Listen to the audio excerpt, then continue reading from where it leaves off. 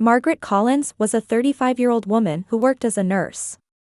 Her day began with a 6 o'clock alarm and followed a regular routine. After finishing a 12-hour shift at a general hospital in Chicago, she would return late at night to her one-bedroom apartment. Though single and childless, patients called her Sister Margaret, and she was beloved for her gentle smile and attentive care. Her sister Jessica lived a life in stark contrast to Margaret's. 5 years ago, she had married David Hamilton, an executive at a medical equipment company, and they lived in a mansion in an upscale suburb of Chicago. The two-story White House was surrounded by expansive lawns, with a well-maintained garden and small pool in the backyard.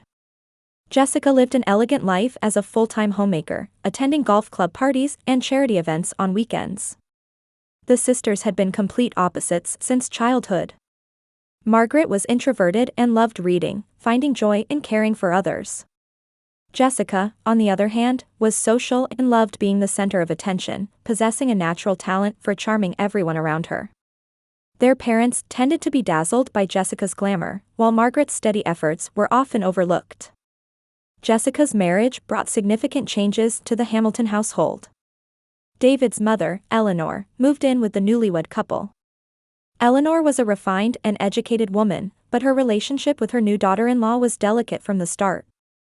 Margaret first met Eleanor on the wedding day, and her impression was of a gentle, intelligent woman. Eleanor was a former teacher who had taught English at local public schools for many years. After retirement, she participated in book clubs and community volunteer activities, leading a fulfilling life. In the early days of marriage, Jessica frequently complained to Margaret about her relationship with Eleanor. She seemed frustrated that her mother-in-law would comment on her cooking seasoning, offer opinions about cleaning methods, and constantly talk about the past. Margaret always listened to her sister's complaints and offered calm advice. Mom and Dad had a hard time at first too. Time will solve everything. However, Margaret felt an uncomfortable sense of unease every time she visited Jessica's house. Beneath the surface of what appeared to be a perfect family, there was an indescribable tension in the air. Jessica always acted cheerful, but sometimes her smile had an unnatural stiffness. David was busy with work and left almost everything related to the household to Jessica. Recently, Margaret had begun to notice changes in her sister. Jessica's conversations no longer centered on Eleanor as much as before. Instead, she talked constantly about frequent travel plans and their newly adopted golden retriever, Max. The requests she made of Margaret had also increased, walking the dog, collecting mail, helping with simple housework. Margaret tried to help her sister as much as possible between her busy work schedule. One evening, Margaret received a call from Jessica on her way home from the hospital. Her voice was bright as usual, but there was something hurried about it. "Hi, sis, thanks for all your hard work. I have a little favor to ask. David and I are going on a short trip this weekend. Could you take care of Max?" Margaret answered while dragging her tired body along. "Of course. I'll use the key to get in as usual, right?" Yes, thank you. Max really adores you," Jessica's voice was filled with gratitude. After hanging up, Margaret envied her sister's happy married life while being unable to ignore a small doubt deep in her heart. Recently, she had seen Eleanor much less frequently. Previously, she used to see her tending the garden or chatting with neighbors, but now she never saw her at all. Over the following months, Jessica's phone calls became increasingly frequent. There seemed to be travel plans every week, and each time she asked Margaret to take care of the dog. Wine trips to Napa Valley, beach resorts in Miami, ski trips to Colorado. Jessica said she was cherishing alone time with her husband David, but the frequency was abnormal. "Sis, this time we're going to Sedona. It's such a spiritual place, I'm sure our hearts will be purified." Jessica's voice was excited even over the phone. "Could you please take care of Max? He's become so friendly lately, and I think he considers you real family." Margaret felt conflicted as she held the receiver in the hospital break room.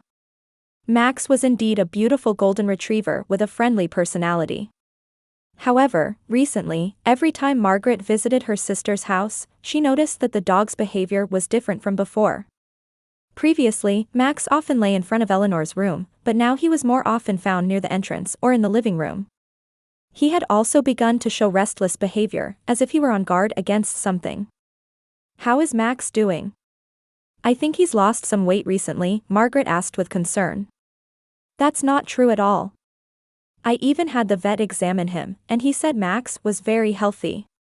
He's just more toned because he's getting more exercise." Jessica's answer was quick, as if it had been prepared. Margaret wasn't entirely convinced by her sister's explanation, but she didn't pursue it further. From her years of experience working as a nurse, she had developed the ability to sensitively detect subtle changes in people. However, when it came to family matters, she hesitated to trust that intuition. One Saturday afternoon, Margaret was spending time at her sister's house for the first time in a while. Jessica and David had gone on another trip, and after walking Max, Margaret was drinking coffee in the living room. The house was wrapped in silence, with only the occasional sound of the wall clock marking the passage of time. Margaret stood up and decided to peek into the study that Eleanor used to frequent. The door was closed, and there was no answer when she knocked. When she gently opened the door, the room was dim with the window curtains drawn. The bookshelf where Eleanor's favorite books had been lined up was now covered with a thin layer of dust. On the desk, newspapers from several months ago were still lying there. "I wonder if Eleanor is really okay," Margaret murmured quietly. Jessica had explained that her mother-in-law was unwell and recuperating in her bedroom, but despite this, Margaret had never heard about doctor visits or medications. Considering that Margaret herself was a nurse, it wouldn't have been strange for Jessica to consult with her. At that moment, Max appeared at the entrance to the study and began to growl in a low voice. The dog's eyes were fixed on the direction down the hallway, toward Eleanor's bedroom. Margaret was puzzled by the dog's strange behavior and followed Max's gaze. The end of the hallway was dim, and she couldn't see anything. "What's wrong, Max?" Margaret spoke to the dog while petting his head. Max pressed his nose against her hand, but his trembling was abnormal. A few days later, Margaret called Jessica on her way home from work. Her sister's bright voice flowed through the receiver. "Sis, what's up? It's unusual for you to call at night. How is Eleanor feeling?" "I was thinking I should visit her recently." Margaret chose her words carefully. There was a moment of silence on the other end of the phone. Then Jessica's voice became slightly stiff. "Mother-in-law has been told by the doctor to limit visitors. Her immune system is weak, so there's a risk of infection. Since you work at a hospital, sis, you especially need to be careful." The explanation sounded reasonable on the surface, but Margaret's doubts only deepened. From her experience as a nurse seeing numerous patients, she knew that patients in such conditions usually required more active medical support. Which doctor is she seeing? "If you need professional advice, I could introduce you to doctors at my hospital." "That won't be necessary. She has a private doctor." Jessica's reply was curt, and her intention to change the subject was obvious. "By the way, I have travel plans next weekend too. Could you please take care of Max again?" Margaret agreed, but continued thinking about her sister's attitude after hanging up. Previously, Jessica would have talked in detail about her mother-in-law's health condition and consulted with her sister. However, recently, she became somewhat distant whenever Margaret asked questions about Eleanor. The following week, when Margaret visited her sister's house again, she happened to meet Mrs. Parker, who lived in the neighborhood. She was a kind woman who used to chat frequently with Eleanor. "Margaret, it's been a while. How is Eleanor doing?" "I've been worried because I haven't seen her at all lately." Mrs. Parker's expression showed genuine concern. "I heard she's unwell and recuperating in her bedroom." Margaret relayed the explanation she had heard from her sister. "Really? But I've never seen an ambulance or noticed any doctors coming. I'm home most of the time, so I think I would notice things like that." Mrs. Parker's words deepened Margaret's anxiety. That night, Margaret sat alone in her apartment, lost in thought. Her sister's frequent trips, Eleanor's unnatural absence, Max's strange behavior, and the neighbor's testimony. These fragmentary pieces of information were beginning to form a single suspicion in her mind. However, it meant doubting her blood-related sister, and Margaret felt resistance to accepting her own thoughts. Tuesday afternoon, Margaret was preparing to go home after a night shift at the hospital, dragging her tired body. Her cell phone rang. It was a call from Jessica. Unlike usual, there was urgency mixed in her sister's voice. "Sis, I'm sorry this is so sudden, but I have a favor to ask." Jessica's voice sounded breathless. "An emergency came up at David's company, and we have to fly to Seattle immediately. We're leaving on the night flight, so could you feed Max?" Margaret looked at the clock. It was 3 in the afternoon. "Of course. Same as usual?" "Yes, thank you. That really helps. The food is on the kitchen counter." "Sorry, I'm in a hurry, so I have to go." The call ended abruptly. Margaret felt something was off. Usually, Jessica would talk in detail about travel plans and duration. But this time, she seemed to want to hang up quickly. Margaret was tired, but she was worried about Max. Remembering the dog's recent behavior, she thought it would be better to go as soon as possible. She had a light meal at home, took a shower, and then headed to her sister's house. Around 6 in the evening, Margaret arrived at the suburban residential area.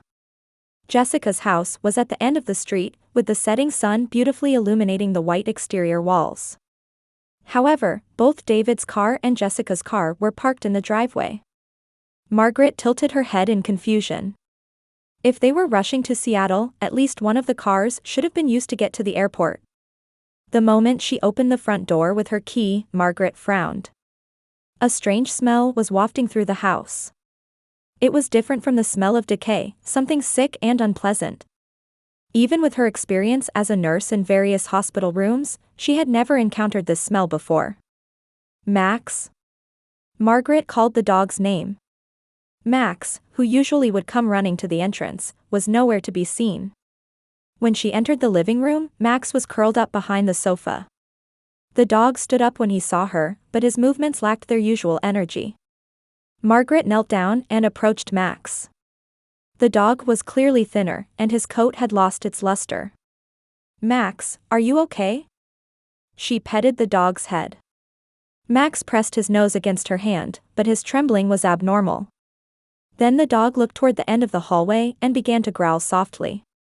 Margaret stood up and decided to look for the source of the smell. When she checked the kitchen, dog food had indeed been prepared. However, the water bowl was empty, and old food was stuck to the food bowl. It looked as if proper care hadn't been provided for several days. The smell grew stronger toward the end of the hallway. Margaret cautiously proceeded deeper. As she approached Eleanor's bedroom, the smell became more intense. She covered her mouth with her hand and stood in front of the bedroom door. "Eleanor?" Margaret knocked on the door. There was no answer. When she turned the doorknob, it wasn't locked. When she peered into the room, it was in a more terrible state than she had expected. The windows were completely covered with thick curtains, and the room was dim. There was a bed, but no one was there. Used dishes and dirty clothes were scattered in a corner of the room. And at the back of the room, there was a small door that Margaret had never noticed before.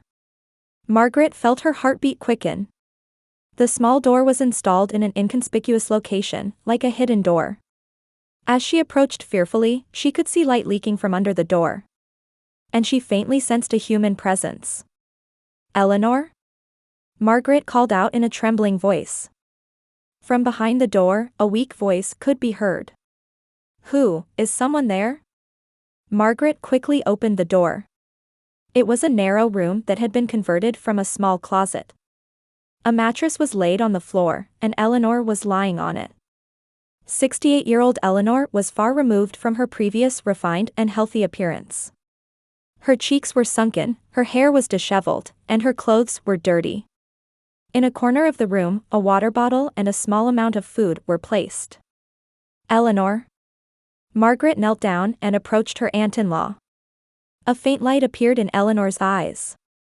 "Margaret, is that you?" Eleanor's voice was hoarse. "Help me, please." In Margaret's mind, all the fragmentary information connected into one piece. Jessica's frequent trips, Eleanor's unnatural absence, Max's abnormal behavior, the neighbor's testimony about never seeing doctor visits. Everything had been a cover-up to hide this terrible truth. "It's okay, Eleanor." I'll call for help right away. Margaret took out her cell phone with shaking hands. As she dialed 911, her heart was filled with anger and sadness. Her own sister had driven this kind elderly woman to this state. 911, what is your emergency? I need rescue for an elderly woman. She appears to be confined. Margaret's voice was trembling, but she tried to maintain the composure of a nurse. The address is. After hanging up, Margaret held Eleanor's hand. The old woman's hand was cold and terribly thin. How long have you been here? Margaret was afraid to ask, but she needed to know the facts.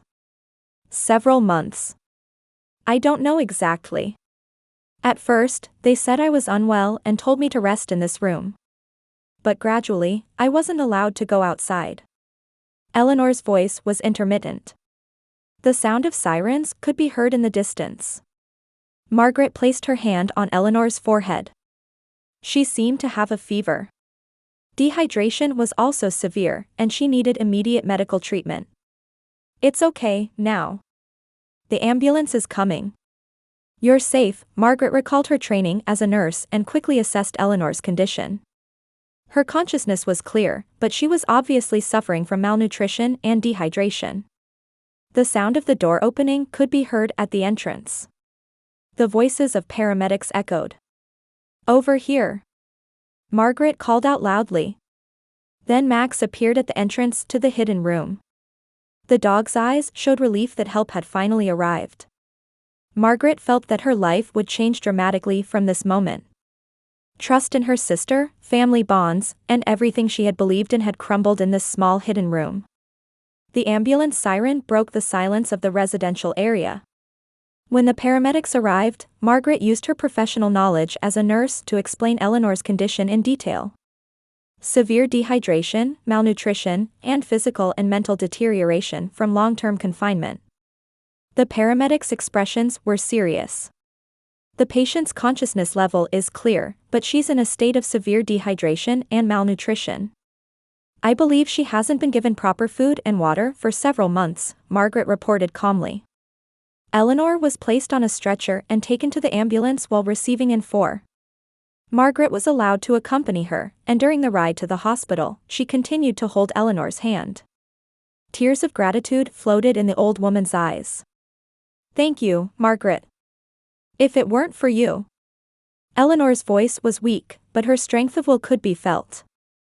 Upon arrival at the hospital, Eleanor was taken to the intensive care unit.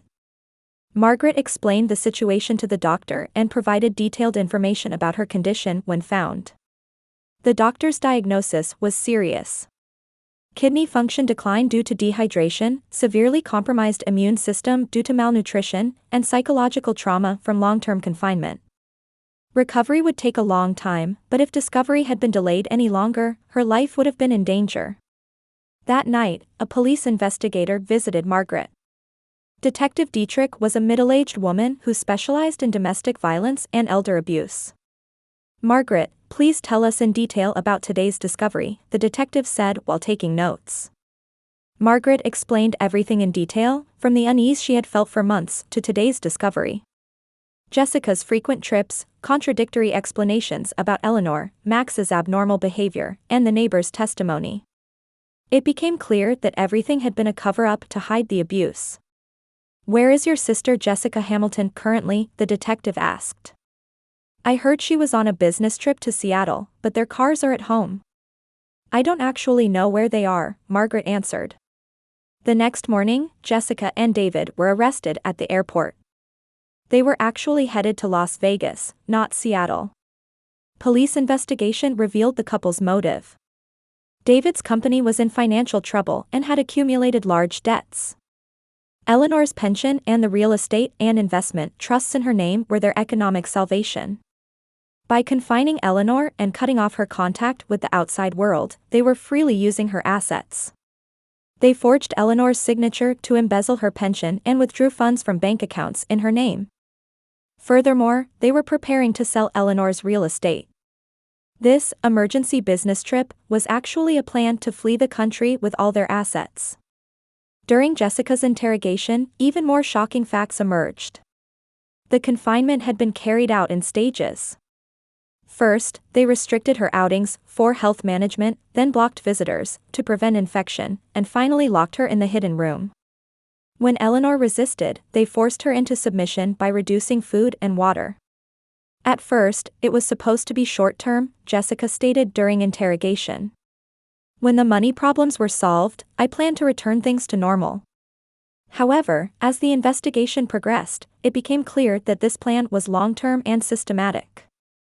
They had even prepared a plan to collect insurance money by faking Eleanor's death. If Margaret's discovery had been delayed by a few weeks, Eleanor's life would have been in serious danger. Margaret watched over Eleanor's recovery at the hospital while thinking deeply about her family. She couldn't believe that the sister she had known since childhood had been doing such cruel things. But facts were facts. Even she, who had seen the good and evil of many people as a nurse, found it difficult to detect the malice of her own family. Eleanor's recovery was progressing well. With proper medical treatment and nutrition, her strength gradually returned.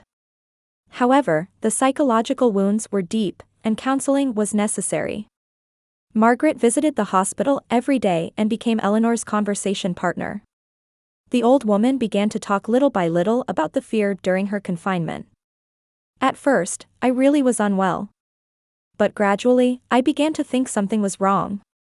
I wasn't allowed to go outside, and I couldn't use the phone anymore, Eleanor spoke with a trembling voice.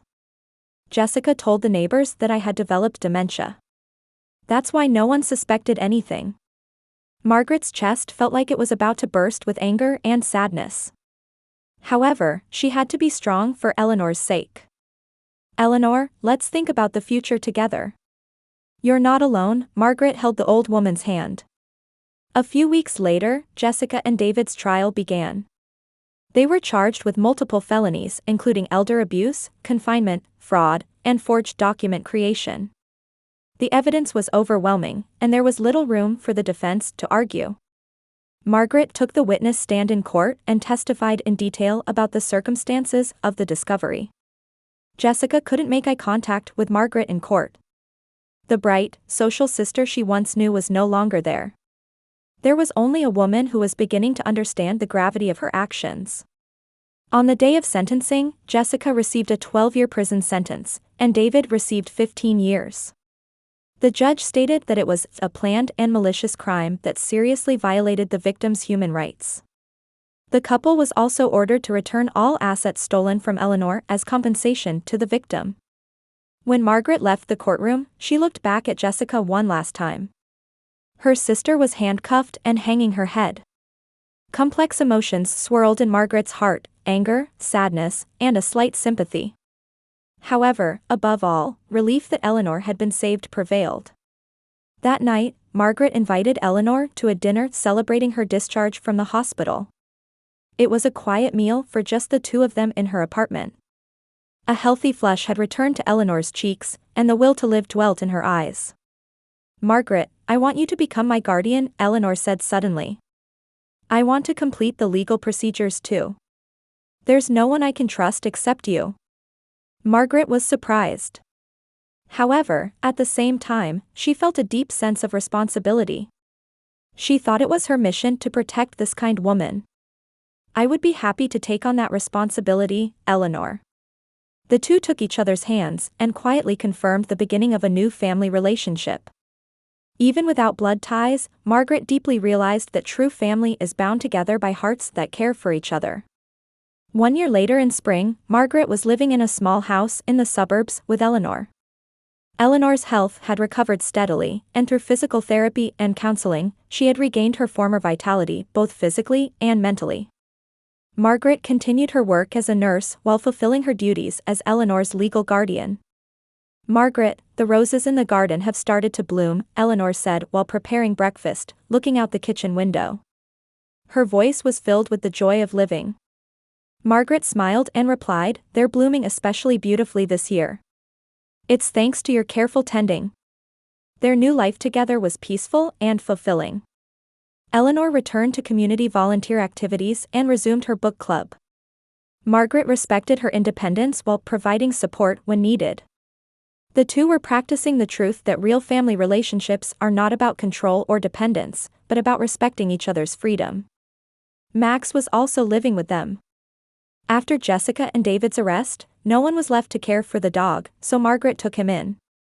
The golden retriever recovered his health with proper care and now showed his energetic form running around the garden.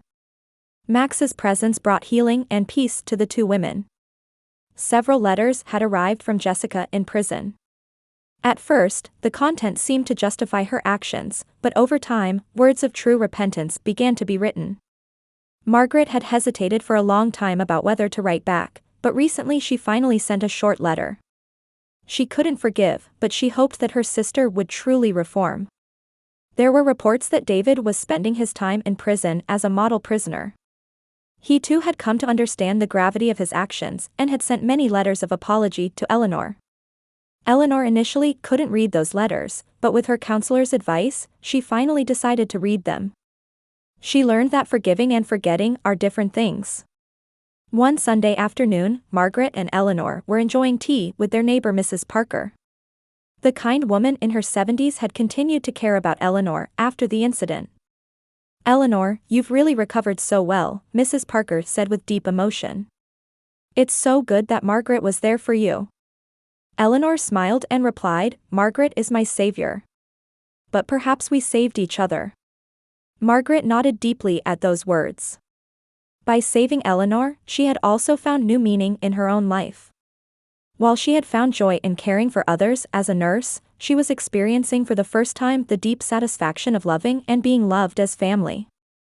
At dusk, the two spent time in the garden with Max. Eleanor was reading, and Margaret was preparing for the next day's work. It was an ordinary, quiet time, but that was what was most precious to both of them. "Margaret," Eleanor looked up from her book and said, "we've truly become family in the real sense." Margaret stopped what she was doing and turned around.